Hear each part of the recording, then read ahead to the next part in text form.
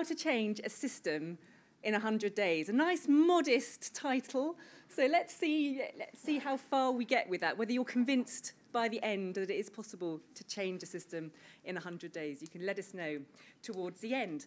So my job is to kick things off, really by telling you, sharing with you really why Nesta is interested in this method, why we think it's important. And I thought I'd do that by starting by telling you really how we got into this method in the first place. So it all started 5 years ago. I was in a conference right next door to the Golden Gate Bridge in San Francisco. And that sounds glamorous. And I have to say, actually, it was really glamorous. It was the most glamorous conference I've been to by far.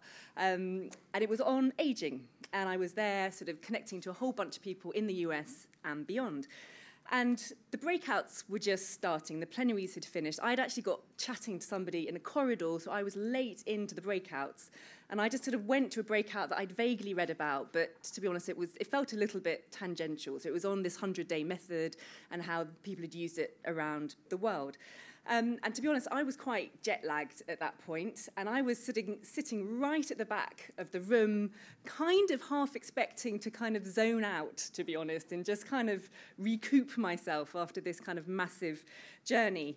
And the session was run by someone called Nadeem Matter, who runs an organization called the Rapid Results Institute. They're a US-based nonprofit. And he ran through the session and shared how he'd been using this method all around the world, often, getting really impressive results in really low-resource environments. So he'd used it to get access to clean water in Nepal, and used it to get primary school access in sub-Saharan Africa.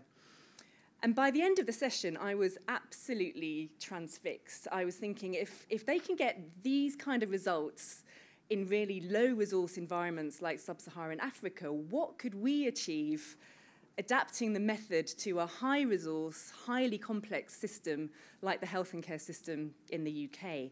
And as we know, the health and care system has got layers upon layers of services and pathways and institutions and targets, all of which, to be honest, jostle up against one another. They compete with one another. They're sometimes mutually contradictory. They get in the way, and the people working in those systems, as well as the people trying to access care from those systems, often feel that they're kind of swimming against the tide. So I approached Nadeem at the end of this session and said, what do you think about sort of coming to the UK, spending some time with us and seeing if we can get some equivalent kind of results in the UK? And he was up for it and was incredibly generous with his insight and his experience. And his team, him and his team, worked with me and my team here for 3 years, actually, to co-design and adapt the method to make it work in the UK context. And then for the past 2 years, we've then continued that work to embed it as part of how Nesta achieves. And for me, there are kind of 2 main aspects of the method that I think are really sort of valuable and interesting. So the first is represented by bubbles. So everyone likes bubbles, right? Like literally everybody. Like you can't see a bubble and not be drawn to it in some way, whatever age you are. And I think what's so compelling about bubbles is partly their shininess, and they're just captivating, really, aren't they? So, and to our mind, sort of bubbles and sort of new ideas kind of feel quite the same. People are quite attracted to new ideas, to the shiny new thing, the thing that promises something new and great and kind of transformational. But like ideas, bubbles actually get even more interesting when they combine together, and they create new forms, new things.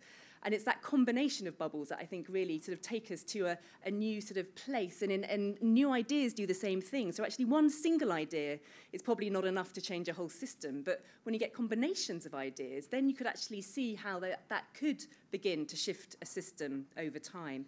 And from Nesta's point of view, we know that innovation isn't just about the new ideas. It isn't just about the generating a whole load of new bubbles. Actually, for innovation to work, those bubbles are useless unless they're being used for something. Unless ideas are used and adopted and taken up around the system, they're not going to make the impact that we want them to. So this method is interesting for Nesta because we think it's very good at getting things adopted and used, new ideas adopted and used. So that's the first thing that I think is interesting about the method.